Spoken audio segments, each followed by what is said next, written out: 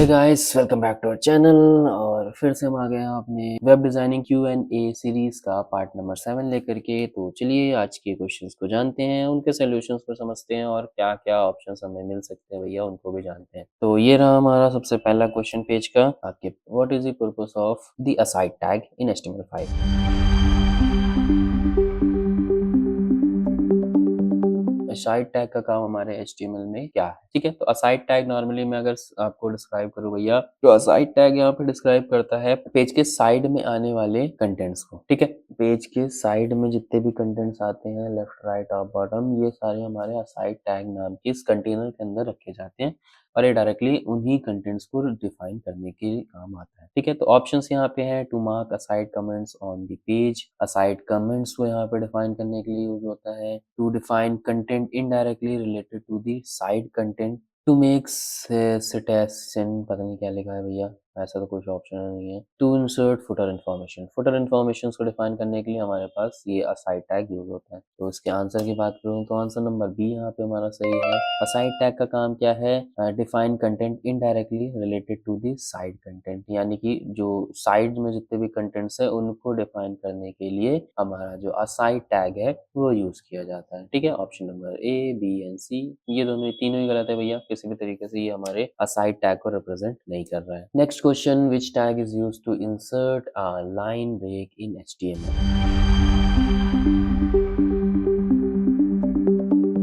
कौन सा टैग हमारे HTML में ऐसा है जो कि लाइन ब्रेक डिफाइन करने के लिए काम आता है? ठीक है, तो LB टैग लाइन ब्रेक का शॉर्ट फॉर्म लिखा गया है, BR टैग ब्रेक टैग और लाइन टैग। ठीक है, तो ऑप्शंस डायरेक्टली मैं यहाँ पे इसका आंसर रिवील कर रहा हूँ, आपके BR टैग यहाँ पे ऑप्शन नंबर बी जो है वो सही है। BR टैग का यूज हम यहाँ पे लाइन ब्रेक्स के लिए करते हैं। इसके अलावा हमारे पास जो LB टैग है, यानी कि लाइन ब्रेक का जो शॉर्ट फॉर्म लिखा गया भैया, ऑप्शन नंबर ए, ऐसा कोई टैग हमारे पास नहीं होता है। ठीक है, या फिर कह लो ऑप्शन नंबर सी और D, break tag and line tag नाम से भी हमारे पास कोई भी टैग नहीं है। सिंपल सा हमारे पास ऑप्शन भैया BR टैग, इसका काम है लाइन ब्रेक्स देना, यानी कि दो कंटेंट्स अगर लिखे हुए हैं और उनमें से किसी एक को मुझे नेक्स्ट लाइन में डालना है, तो यहाँ पे मैं लाइन ब्रेक का यूज करूंगा। लाइक कुछ ऐसा, मैं पेज पे एक पी टैग लगा रहा हूँ, कुछ इस तरीके से मैं यहाँ से मैं कंटेंट लिख देता हूँ, सेव किया, रन करा के दिखा देता हूँ भैया, आउटपुट कुछ ऐसा है। अब यहाँ पे मुझे चाहिए कि ये जो जा लिखा है इसी के बीच यहाँ से करीबन एक लाइन ब्रेक आ जाए, तो मैं क्या करूंगा, यहाँ पे जाऊंगा, बस यहाँ पे सिंपली मैं लगा दूंगा BR टैग।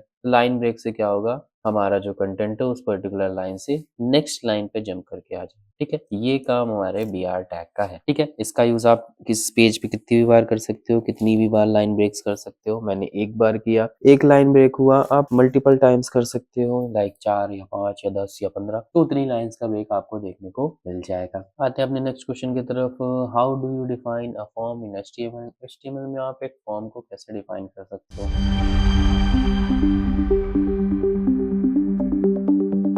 HTML में अगर हम फॉर्म्स की बात करें, तो यहाँ पे हम फॉर्म्स को डिफाइन करने के लिए डायरेक्टली सबसे पहले फॉर्म टैग का यूज करते हैं। ठीक है, जो कि हमारा डिफाइन करता है कि पेज में एक फॉर्म बनने वाला है, एक कंटेनर बनने वाला है, जो कि अलग अलग तरीके के इनपुट्स या फिर अलग अलग तरीके के सबमिशन बटन्स को लेकर के आएगा। फॉर्म टैग कंट्रोल करता है अंदर आने वाले सारे एलिमेंट्स को, इंक्लूडिंग सबमिट बटन। ठीक है, तो यहाँ पे हमारा ऑप्शन नंबर ए जो है वो सही आंसर है, फॉर्म टैग। इसके अलावा option number B, input tag, इसकी हेल्प से हम फॉर्म के ही एक पार्ट को क्रिएट करेंगे, यानी कि फॉर्म में आने वाले इनपुट टैग्स को। Option number C, text box, text box जैसा कोई टैग ही नहीं है भैया, तो ऑप्शन नंबर सी हमारा यहाँ पे गलत ही है।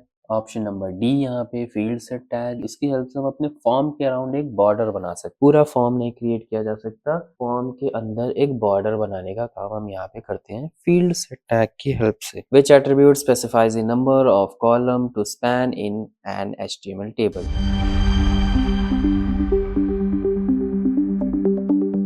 एक HTML टेबल में कॉलम को स्पैन करने के लिए, या कह लो कि कॉलम के साइज को इंक्रीज करने के लिए हम किस एट्रीब्यूट का यूज कर सकते हैं? ठीक है, तो यहाँ पे हमारे पास HTML में दो एट्रीब्यूट्स होते हैं जिसकी हेल्प से हम स्पैन का काम कर सकते हैं, या कह लो भैया शेल का साइज इंक्रीज या डिक्रीज कर सकते हैं। तो यहाँ हमारे पास वो एट्रीब्यूट्स हैं जो कि है कॉल स्पैन और रो स्पैन। ठीक है, रो स्पैन एट्रीब्यूट की हेल्प से हम क्या कर सकते हैं, शेल की हाइट बढ़ा सकते हैं किसी भी रो के अकॉर्डिंग, और कॉल कॉल स्पैन की हेल्प से हम कॉलम की विड्थ बढ़ा सकते हैं या कॉलम में स्पैन कर सकते हैं नंबर ऑफ कॉलम्स के अकॉर्डिंग। तो यहाँ पे हमारा जो ऑप्शन नंबर सी है वो है राइट आंसर, कॉल स्पैन। आते हैं अपने नेक्स्ट क्वेश्चन की तरफ। What does the nav tag represent in HTML5?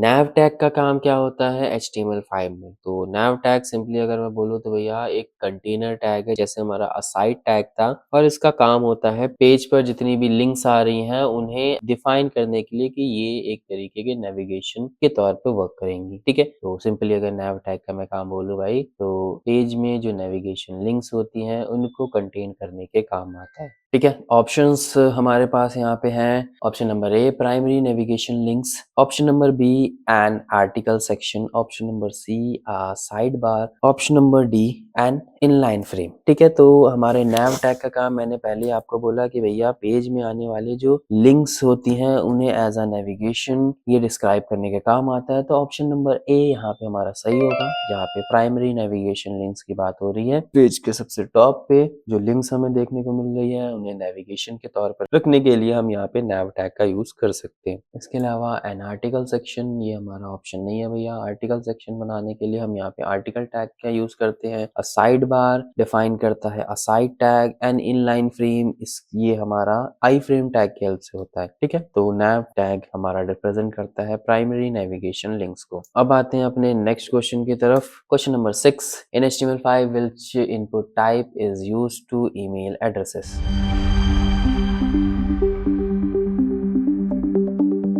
इनमें से कौन सा इनपुट बॉक्स है जो कि ईमेल एड्रेस की इनपुट लेने के लिए यूज किया जाता है? तो यहाँ पे अगर मैं बात करूँ भाई, मैंने पहले भी बताया आपको, टाइप एट्रीब्यूट यहाँ पे डिस्क्राइब करता है कि किस तरीके की वैल्यू हमें हमारा इनपुट बॉक्स एक्सेप्ट करेगा। ठीक है, तो ऑप्शन नंबर ए टाइप, यहाँ पे हम वैल्यू है ईमेल, तो हाँ यहाँ पे हम कह सकते हैं कि भाई हमारा जो इनपुट बॉक्स है वो ईमेल को एक्सेप्ट करेगा। ठीक है, option number B input type text, तो यहाँ पे नॉर्मल टेक्स्ट की बात हो रही है भाई, टेक्स्ट यहाँ पे इनपुट लेगा सिर्फ। Option number C type mail, तो यहाँ पे भी अगर बोलो तो भैया ये ईमेल एड्रेस का ही बात हो रही है यहाँ पे, तो एक तरीके से कह सकते हो ये भी सही है। और option number D input type URL, तो ये भी पूरा डिफरेंट है भैया, यूआरएल्स की बात हो रही है और यूआरएल और ईमेल एड्रेस दोनों डिफरेंट होते हैं। ठीक है, तो ऑप्शन नंबर बी और डी तो पूरी तरीके से रॉन्ग है। ऑप्शन नंबर ए और सी में अगर बात करूँ तो हमारा जो ऑप्शन नंबर ए है वो राइट होगा। टाइप में हम वैल्यू ईमेल देंगे तब हमारा जो इनपुट बॉक्स है ईमेल एड्रेसेस को कंटेन करेगा। सिर्फ मेल लिखने पे हमारा इनपुट बॉक्स ईमेल एड्रेस नहीं यूज कर सकता है। ठीक है, तो option number A is right. Next question की तरफ बढ़ते हैं भाई। Question number 7, how do you define a check box in a form?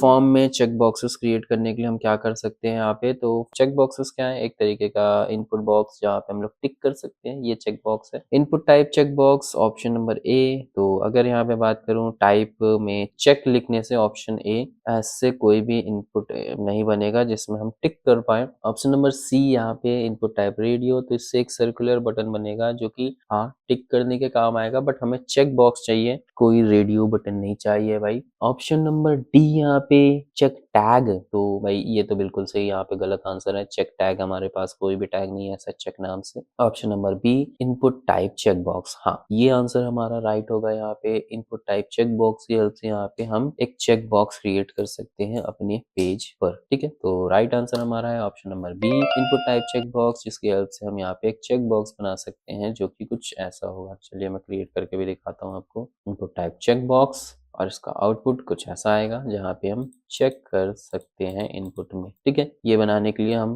ये टैग रखते हैं ऐसा कुछ, और ऑप्शन नंबर बी यहाँ पे हमारा सही होगा। नेक्स्ट क्वेश्चन की तरफ आते हैं भैया। Question number 8, which attribute is used to specify a minimum value in an HTML input field?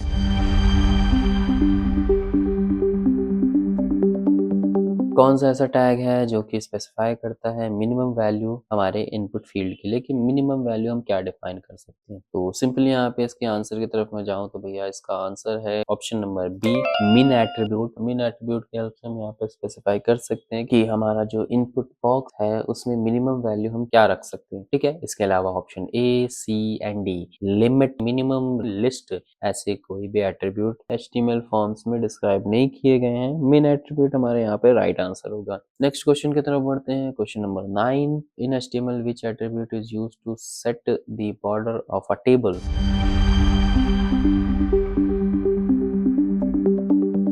HTML में ऐसा कौन सा एट्रीब्यूट है जो कि टेबल की बॉर्डर को डिफाइन करने के लिए यूज किया जाता है? ठीक है, तो यहाँ पे हमारा ऑप्शन है border, option number B margin, option number C padding, option number D frame. ठीक है, तो ऑप्शन नंबर डी की बात करूँ तो ये तो बिल्कुल सही गलत है भैया। हम यहाँ पे बॉर्डर्स की बात कर रहे हैं, ना कि फ्रेम्स की। टेबल के अराउंड हमें एक बॉर्डर बनानी है, ना कि फ्रेम, तो ऑप्शन नंबर डी किसी काम का नहीं है हमारा। Option number B and C ये दोनों भी हम इसे रॉन्ग ही बोलेंगे, क्योंकि मार्जिन्स होती हैं पेज में कि हमारा जो एलिमेंट है उसके बाहर की तरफ स्पेसिंग क्रिएट करने के काम करती है। मार्जिन्स का ये काम होता है। और पैडिंग हमारा जो एलिमेंट है, उस एलिमेंट का कंटेनर है, उसके अंदर स्पेसिंग क्रिएट करने का काम करती है। एक हमारे एलिमेंट के बॉक्स के बाहर स्पेसिंग बढ़ा रही है, मार्जिन है। एक एलिमेंट के बॉक्स के अंदर स्पेसिंग बढ़ा रही है, ये पैडिंग है। तो ये किसी भी तरीके से कोई बॉर्डर नहीं क्रिएट कर पा रहा है हमारे टेबल में, तो मार्जिन एंड पैडिंग एट्रीब्यूट भी यहाँ पे रॉन्ग आंसर है। ऑप्शन नंबर ए बॉर्डर एट्रीब्यूट यहाँ पे हमारा सही होगा, जिसकी हेल्प से हम अपने टेबल पे एक बॉर्डर क्रिएट कर सकते हैं। ठीक है, तो option number A is right. चलिए अब अपने नेक्स्ट और लास्ट क्वेश्चन की तरफ बढ़ते हैं। क्वेश्चन नंबर 10,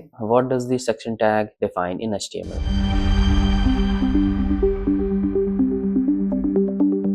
सेक्शन टैग का काम क्या होता है? सेक्शन टैग पहले मैं डिस्क्राइब कर देता हूँ थोड़ा। सेक्शन टैग पेज में आने वाले कंटेंट्स को डिवाइड करने के लिए यूज किया जाता है। लाइक पेज में हमने ढेर सारे टैग्स लगाए हैं और उन टैग्स को हम यहाँ पे डिवाइड करना चाहते हैं अलग अलग सेक्शंस में, तो हम यहाँ पे सेक्शन टैग का यूज करते हैं। तो सेक्शन टैग क्या काम करता है भैया? पेज में डिफरेंट डिफरेंट सेक्शंस डिवाइड करने के काम आता है। ठीक है, ऑप्शंस देखते हैं। A section in a document like chapter of group of contents. Chapters और ग्रुप ऑफ कंटेंट्स, यानी कि एक डॉक्यूमेंट में डिफरेंट डिफरेंट टाइप के चैप्टर्स या डिफरेंट डिफरेंट ग्रुप्स बनाने का काम करता है कंटेंट्स का। ठीक है, option number B hyperlink, option number C footer, और option number D an input field. ठीक है, तो इनपुट फील्ड बनाने के लिए हम इनपुट टैग्स का यूज करते हैं, ना कि सेक्शन टैग का। फुटर्स बनाने के लिए हम यहाँ पे फुटर टैग का यूज करते हैं, और हाइपरलिंक्स बनाने के लिए हम ए टैग्स का यूज करते हैं। तो ऑप्शन नंबर ए हमारा यहाँ पे सही है। अ सेक्शन इन डॉक्यूमेंट लाइक चैप्टर और ग्रुप्स ऑफ कंटेंट्स। कंटेंट्स का ग्रुप या फिर एक चैप्टर वाइज चीजें रखने के लिए हम यहाँ पे सेक्शन टैग का यूज करते हैं। ठीक है, तो option number A is right. आज की क्लास में बस इतनी ही भैया। आई होप आपको सारे क्वेश्चंस और उनके आंसर्स और उनकी डिस्क्रिप्शन समझ में आई होंगी। तो मिलते हैं अपने नेक्स्ट वीडियो में, तब तक लेटर बाय।